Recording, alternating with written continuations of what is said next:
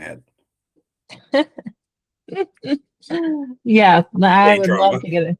I would love to, yeah, K-pop, K-drama. I would love to get a sponsorship from Zero Sugar Dr. Pepper. Let's go. So tonight we were just testing out my audio. You were trying to help me figure out how to make sure my cat ears had the color on them. And then we started testing out my mic over here. And then you started testing your mic and headphones and everything. And then you said, "Oh, we should record this." And I was like, "Yeah." I don't think I said it. We should record it. I said we. It's like we're doing a podcast right now. You translated that into we should record this. So that's what I heard. You said we should record this.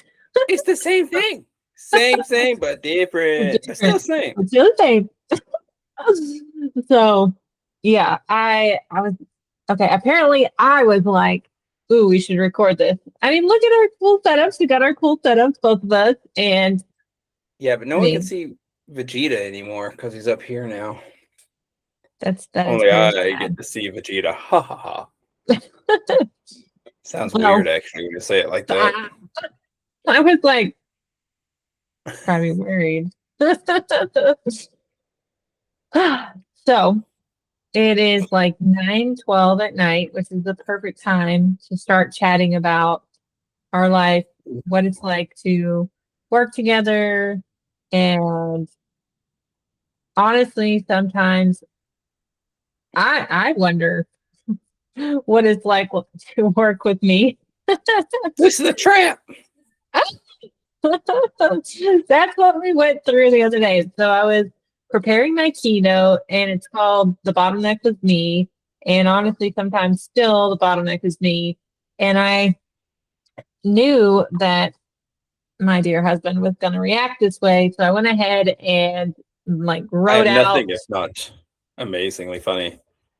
So I went ahead and wrote out 4 different things that I knew that I had done that was bottlenecking and not being very helpful whatsoever. So whenever I asked him that, what did you start to do? You're running off from me.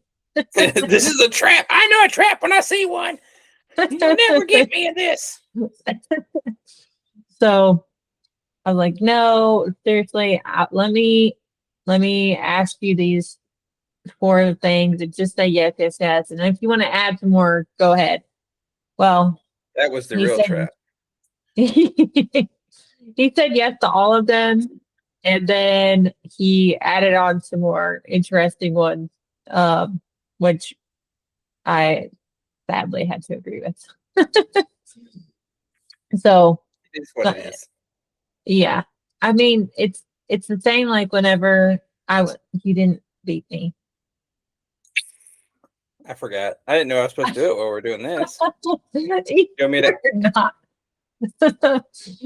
You're not. I'm just kidding. I noticed that I say like a lot, and now I've asked Joe to please do what? I'm getting hoarse. Poor throat. Just kidding. It's not that bad. I literally was going to just clip all the times that I said like in the podcast with Brandon the other day. And that was like gonna be so long. So lots of stuff that I'm currently working on, including taking out ums, and likes from my conversation and speech. And if it's going to be taken out during podcasts, the best way to do it is to practice at home, not saying it. So let's give people a little bit of helpful information, at least so they're not just laughing at us being goofballs. So we've been together for almost 20 years, and obviously we know a lot about each other, and we know which... Hang on, you also got to tell them, not only have we been together for almost 20 years, we've known each other for almost 20 years. It's not That's like true. we've been married for as long as we've known each other. That's true. We got married like 3 months. I said like we got married around 3 months after we met, and it was kind of funny because I had been married before and I never wanted to get married again because it is not as easy to get divorced as it is to get married. I feel like they should make it a little bit more difficult to get married because divorce is very difficult, especially whenever your ex-husband is running from you and the police. Like, come back, you bastard! Hang on. Well, I mean, it kind of ended the way it began with him fleeing.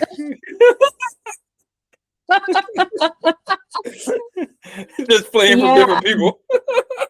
That's true. I did meet him whenever he was on the run from the police with a class whatever felony for auto theft. So, I mean, it is what it is. But I was just a baby. I was a 16-year-old. Why not? I'm just a bail that's grown in. Fix him. Yeah. My first successful rehab project on the other side of the screen. You're beautiful, darling. Except for that A work part. of art. You wounded me. Sorry. Not really. So, all right. Yes, we met very quickly after moving in together after 2 weeks. And that's even faster. It's like, hey, you want something, you go after it, you get it, you just make it happen, and then you just figure stuff out along the way. That's a little bit of the entrepreneur as well. Like maybe it's not the best idea to do that in relationships or like moving in with a complete stranger. I still remember. Hang on. Us getting together was like the whole preview of how the rest of our life was going to go. We think of something, we jump right into it. No, I mean, I remember exactly where I was whenever I found out, because I was texting you, that we were going to move in together at the Wharton Street apartments. Because I was in the dentist and I was talking with Dr. Y and I was telling her about this new dye, and she was just like, another one? Okay. I was in the waiting room when you were in there with No, Dr. White. not that time. No, you were Different working. one? Yes. Oh, when I was gone to Gallatin.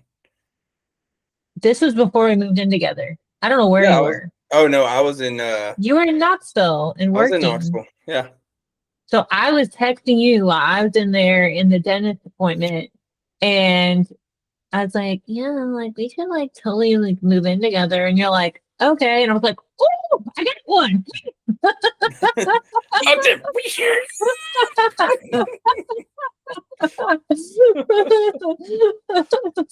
And she was just like, she knew me well enough by then that she was like, you can't tell her nothing. Well, here is something that, I mean, if you were my daughter, like if we had a daughter, right? And she was like, hey, I met this guy. He does construction. He lives in hotel rooms because he lives out of a duffel bag. I'd be like, don't do it. Full chicken carcass. Yeah, I went to his hotel room and there was just like on the table was just like a devoured chicken carcass, a rotisserie chicken carcass devoured right there. And I'd be like, don't do it. Don't do it. Don't do it. Don't do it. No, That's a video in my audio. defense, I just turned 19. I was in the military. I'd done my basic training. I was up there doing construction, so I didn't need a house. I was getting ready to go off for the rest of my training and be stuck in barracks somewhere when I switched over to active duty. I wasn't settling down in a house anywhere. I was like, hey, I'll stay in a hotel until I get sit somewhere. And there's a chicken car goes, come on, it's protein. Can't judge a man for protein.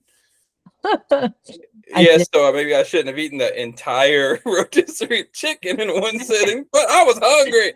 I was a growing boy. You were trying to be a growing boy. You had a buck 40, 30 whenever I met you. I was 145 pounds soaking wet. It was terrible. Well, I tell you that our origin story, if you would have asked me back then if I thought we were going to make it a couple decades, I don't know. I'm pretty sure I've been like not I didn't really think I was the going to way. live a couple decades. Yeah, I don't know how we both made it out. I guess we just kept each other alive. So as like to your point, Need a buzzer button. They got I know I need a buzzer on here. probably. That there's like a little react. I don't want to start clicking on things and end up messing the whole thing up. There's a react button. Tech savvy. You can laugh at it. You can think about it. You can be like, oh. Yeah, now I think I'm just stuck on. Oh. It's confused. Which, I mean, one thing we always do is like if you make a decision and make it right. Even if that means pivoting and changing later on, you still don't. It's better to do something than to sit and do nothing. And that's really how we've been our entire, lives and relationships. We didn't come from families that were like thriving. So, we were just like gun ho to make everything and anything work. Yeah, we've come through a lot. And I know over the past couple of years, probably more like 3-ish years, really, we as a couple have come together so much better. And before, like we were working on like really being partners with each other, but I think that we have matured so much together and really decided, hey, this is what we want. This is what we're staying in long term till death do us part for real, and just like making it happen and respecting each other. And I know I've definitely had an issue with being respectful. And I know that I've probably been difficult to live with at sometimes. What? Never. Yes, I'm just as perfect as you are. We are just amazing people. So perfect. We've never made a mistake in our lives. In the last 3 seconds. You don't know what I'm doing. We're about rocks. But it's been really cool to get together on the same page. And I feel like, honestly, on my end, I feel like I've been a lot more receptive to listening what you had to say. I think whenever I started going to work for other people and I had those teams to run and stuff, and I would come back home and I would tell you how I was treating them and how kind and understanding I was. I remember you were pretty mad at me one day and you were like, you treat your team better than me. Do you remember that? Yes. Listen, I was like, are you kidding me? You're going through and explaining to them how to do the task, and me, you're just like, figure it out. I'm like, I just learned how to use the computer. What do you mean? Listen, I am late to technology, people. I'm not trying to sound like an old guy. I'm not old, but I just never really cared too much.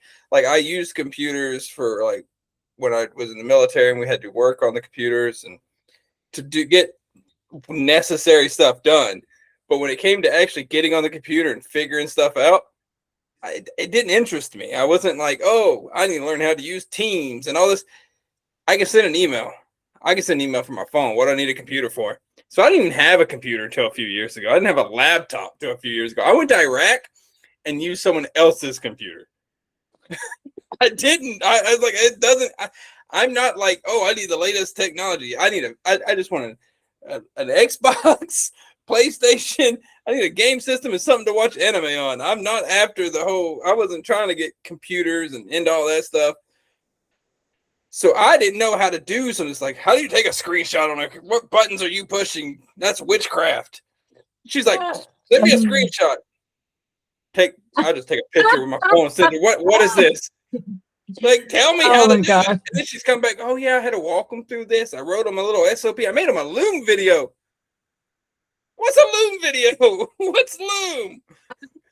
And then she sends me stuff. Then she got better. She would like send me messages and text it to me. I'm like, I'm dyslexic. I don't understand what these words are. There's so many. So then I'll put it in chat, and chat says it to me, and I'm just like, I still don't know. So then it's like to have chat explain it to you like you're 10. And I'm like, that's hurtful.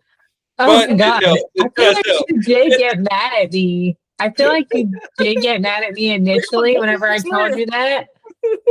But that's just like a thing that you it's a prompt that you say, but I'm pretty sure you were pissed at me whenever I told you that. I wasn't pissed. I was a little offended. I was like, I am not stupid. I am an intelligent person. I'm a smart person. But no, it's not that I didn't know what it like. I can read the words, but it's like reading the words and then understanding what I read. Just they don't click sometimes.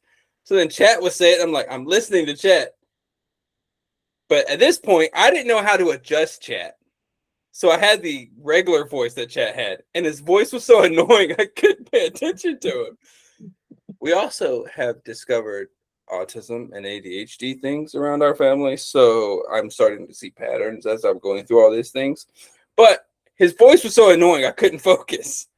So there was a lot of things we were working with. But I was a little offended that she was a little bit more patient with these random strangers than her sweet, loving, supportive, personal chef husband who massages her feet. Hey, if any of those people started massaging my feet, they need to. Yeah, I'd be worried. That would be worried. Yeah, I'd be angry. You have children doing something? Yeah, one of them popped up. Can I have 2 cups of orange juice? Oh. Yeah, it's orange juice. Fight scurvy. His favorite anime is One Piece. He doesn't want to get scurvy, so he's got to have his orange juice. I don't know if that's really why he's obsessed with orange juice, but I used to think scurvy was a really big deal until I got older. I'm like, oh, what do you mean? What do you mean I'm not just going to get scurvy? I was sure I was going to get scurvy, gangrene, dying quicksand. I was dysentery. I tell you what, quicksand was real, but the dysentery from Oregon Trail, I was really worried. Anytime I had an upset stomach, I'm like, this is it. I'm going to meet the Lord. Dysentery time. I got an upset stomach. I'm just like, it's time to write my will. I'm dyslexic, so all the words are backwards. I broke both my wrists and my handwriting's terrible. I'm like, hopefully they can understand this. They get nothing. Bury me with everything. I didn't want my family getting any of my stuff. I didn't have anything, but I didn't want them having it either. But no, as I got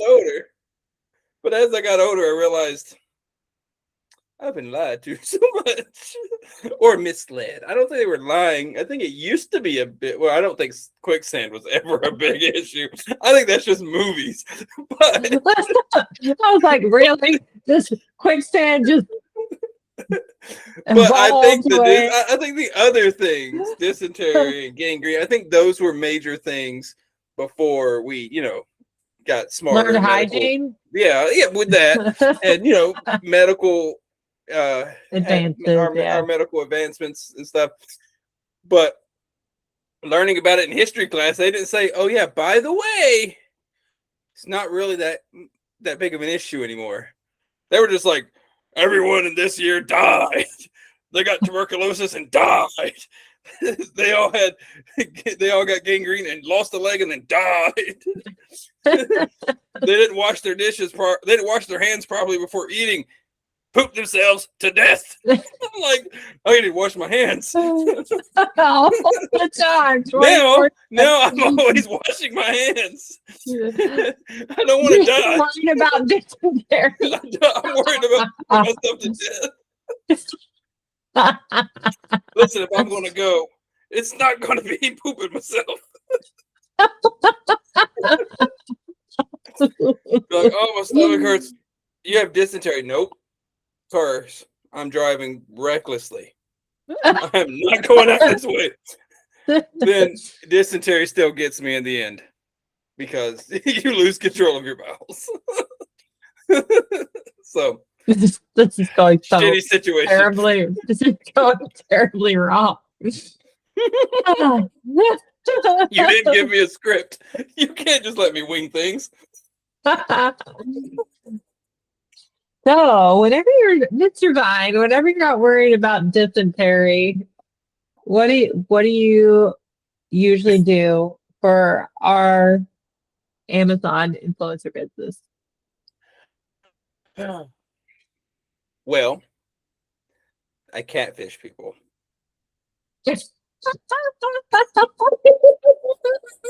No. Let me explain. You too. Amazon is under your name. So anytime I'm messaging on there to like message brands about products and stuff, they assume it's Jessica. So I'm just like, whatever. They're thinking it's my wife. I'm just going to talk to them. So I'm like, absolutely. Those headphones are adorable. I can't wait to do a video on them. So I'm just like, you know what? I'm just going to talk to him like it's Jessica. Why not? Then I'll talk to him, and then I'll be like, oh yes, my husband is a certified chef. He would really love to do that cast iron skillet. Yes, you would. I'm not necessarily catfishing, but that's what I feel like sometimes. But no, I message the brands on behalf of us, as you, and then when they respond, I message back and forth with them. You do that too as well sometimes. And then when the products get here, well, I'm not anymore because I stopped taking things over again. Because whenever I was working full time at the company from morning till night, I was like, I can't do it. Help me. So I taught you how to do it, and you did a great job. But whenever I no longer worked there, I came back and I was like, oh my God, like I have to help him. Like I'm being a lazy shit. Which, by the way, left me doing nothing except videos. And I was just like, well, I got no one to talk to. What am I doing? And then she gives it back in the middle of conversations with people. And I'm just like, what were y'all talking about? So I've got to figure out what she's talking to people about. So that was a little confusing. It was like split personalities. But yeah, so I will be the one doing that again. And then on certain products, I will make the videos. Certain other products, you make the videos with my direction.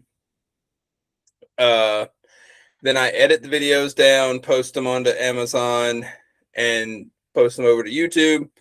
Then I'll go through and mark them. If we should have already marked, we already marked them as confirmed when the brand said they're going to send them to them, and then I'll just go mark them as completed as soon as they are posted. So I mean, as long as Amazon's like, hey, I know you said Fox, but your caption does not say Fox.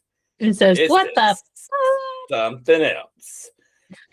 Then you gotta go fix the That was captions, funny. and then I'll repost it. Yeah, that was pretty funny. And then, I do have to negotiate.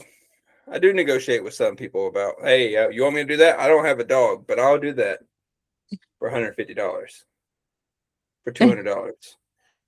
You want me to get in the crate? I don't know about that one. I don't know if I'm getting in the crate, but we'll figure it out. How big is this crate? No, but no, I'll negotiate back and forth with them. Unless it's something I really want, then I'm just like, send it to me. So, just depends. Yes. Yeah. I mean, honestly, I love this business because it's like you get all kinds of cool stuff from the brand that you like and then you want, and then you get paid on some of the brand deals, and then you can get paid off of Amazon, off of Creator Connections, all that different kind of stuff. And it's something that we could do together.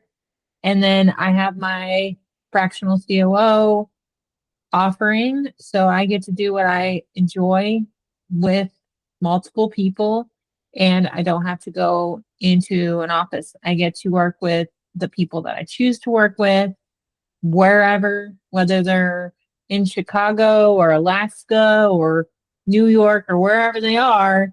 Timbuktu. Yeah, it's so much fun to get to find the right ideal client, and then I know that we have what we're doing, which it doesn't matter when we do it, because we're night owls. We love to not get up at 5 a.m. I hate getting up at 5 a.m. What the fuck Been do there, I need to done get up that, at not 5 doing that a.m.? anymore. Yeah, with the military, you got up way earlier than I feel like it's like 4 o'clock or something. I don't know. But it's like dark 30. Why? Like I literally I used to think that there was some kind of magical success theorem that happened at 5 o'clock in the morning. And I'm trying to get up at that point. I'm not productive. I feel like shit. And I was like, well, good luck, fucker. You're gonna be poor the rest of your life. You suck. And then I started meeting people that were also night owls that were millionaires and multimillionaires, and I was like, what? Well, they're always like, you can get your stuff done at that time because everybody else is asleep. Yeah, but everybody else is asleep at like 2 o'clock in the morning too. 12, 1. They're asleep then. I'll just do all that shit then when I want to be awake. Yeah. It's so funny the stuff that we get sold. Well, and then they throw that whole little, you just have to go to bed earlier. It's about going to bed earlier so you wake up. So you wake up when no one else is awake. Businesses aren't operating. And then you go to bed when businesses are still operating and people are awake. So that's time you could be doing business. And you're sleeping. Didn't make sense to me. Yeah, it's like, what the hell are you even doing? Honestly, I'm like, share what works for you, but don't force your bullshit down my throat just because that's what works for you. It's not what fucking works for me. So go. I won't say it. You know what I meant. You know what I was going to say. If getting up at the ass crack of dawn was the key to success, military people would be loaded. Billionaires, baby. And they are not. Not loaded. Yeah. I mean, a lot of them are alcoholics, so they are kind of loaded, but they are not financially loaded. Oh, gosh. I can say this. I'm a veteran. I know a bunch of them, and they drink a lot. They were surprised when they're like, do you drink? I'm like, no, I don't drink. I'm like, what? So, veterans, like, military are you okay? people, military people drink a lot.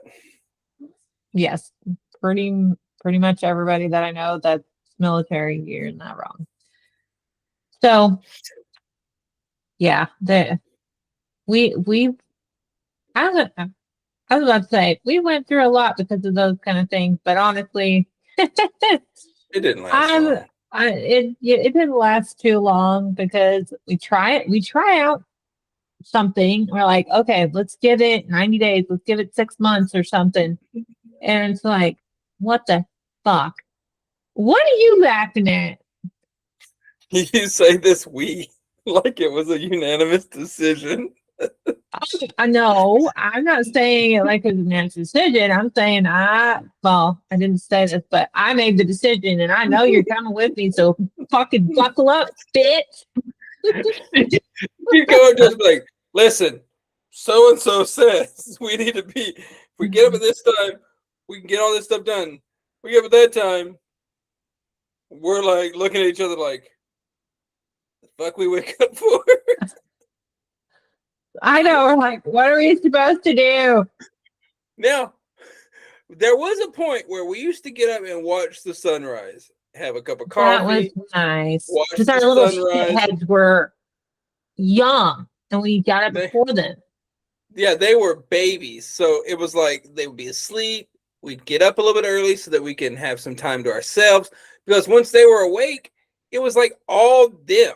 Because they were they weren't self-sufficient at the time. There was no them being able to do their own thing. They were too small. So there was constantly one of them needing something. And then we had a third, and then we had a fourth. So at that point, we were like, you know what? Well, we can get up a little early, have some us time, and then we still stayed up late and had some us time. We'd stay up and watch TV, have a snack, but we weren't getting up at like 5 o'clock every morning. Like we would just plan it. It's what worked for us, but then even then, people were like, "Well, you're not doing it right. you gotta commit. You gotta be focused. You gotta get up, and this is what you have to do. You need to be doing your workouts, your Bible study, your Greek mythology study, or this study. You need to study Roman numerals. You need to study archaeology. You need to study the ancient history of aliens." They're like, you can't win. Oh yeah, and did you drink water when you woke up? Bad. Did you eat food? Bad. Did you breathe in? Bad. It's like you can't win. Everyone has this new theory they come up with. You gotta wash your face in ice water with lemon juice. Open your eyes, let it burn. That's how you really know you're waking up. It's like everybody has this whole new, this is the key to success. The fuck? You've been alive how long? And you have the key to success. You have your key to success. That's how you did it. You're not me, bitch. It's like, hey, share it and like let me try it because obviously we have invested a lot of money in coaches and people to help us out, but we're not just gonna do everything they say, Get I can I heard want a shirt. But yeah, I'm like, I'm not interested in that because so many times we put ourselves in worse situations trying to be coachable when we knew, and let's be honest, you knew before I knew that we shouldn't be doing this or that, which is now why I listen to you a lot more than I used to. I'm still pretty stubborn and we all know a certain set of skills. Yeah, a bullshit detector. I don't know what it is. Maybe I'm psychic. Maybe it's the autism. I don't know. But I read people pretty well, I think. But no, it's not like giving your suggestions. Hey, I find this works for me is a bad thing. But it's what you find with a lot of people that are like really big into any kind of religion, any kind of MLM, any kind of fitness regimen, especially if they're in what is that one? CrossFit. You know how you can tell if someone does CrossFit? They'll tell you. You know how you can tell if someone's a Marine? They'll tell you. So it's like those kind of people, they don't just, hey, this works for me. This helped me lose weight. This helped me get my life together. This helped me get on the right path according to what I feel is the right path. No, this is the only way. And if you don't do it my way, you will die. It's like, bro, I don't like to do anything people tell me to do, for one. Like, I do not like to be told to do things. Ask, and I'll tell you to fuck off, or I'll do it. It's one of the two. Not really. I'm a really nice person. I like to sound like I'm not, but I'm a really nice person to a point. But I hate being told what to do. And that's what it feels like when they're like, wake up at 5 a.m. or you'll never be successful. It makes me want to prove them wrong. I have that little watch me attitude. Yeah. And I feel like that's the same kind of attitude you have too. It's like everybody, when people tell us we can't do something, we're like, and it's true though. You had like people told you when you want to be a model, like you can't do it. You're like, bitch, watch me. Watch me. Then you were on magazines. I'm like, watch me, bitch. No, yeah. It's there's so many things that people told us we couldn't do, and we're just gonna do it anyway. And some of the things in our life we even told ourselves we couldn't do, and we didn't even like that. It's like, who am I to limit me? That's shut up, bitch. Sometimes you gotta set that little bitch up and sit aside and be like, cut it down, because I'm gonna do exactly who you are. You got no business talking to me.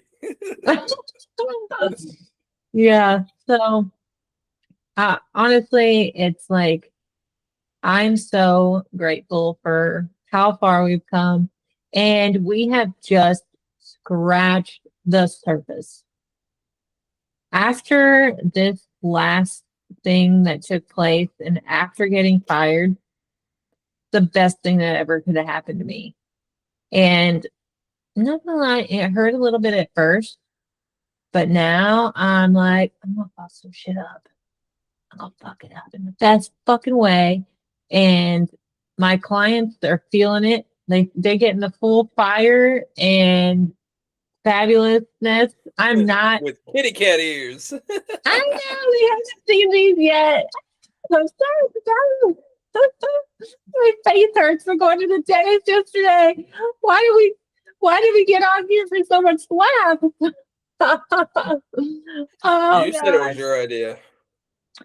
I was pretty sure you said it was a good idea, but then whenever you told me that you just said, I was just saying we had like a little podcast kind of setup thing. So if we ever want to do a podcast together, we have our little setup going. Well, what is the MO, especially with me? I've noticed. I was expecting like at least 2 weeks. That's to move in together. A podcast, instantaneous implementation. Let's get some shit done. Oh man. Okay, my face really is starting to have a situation going on here.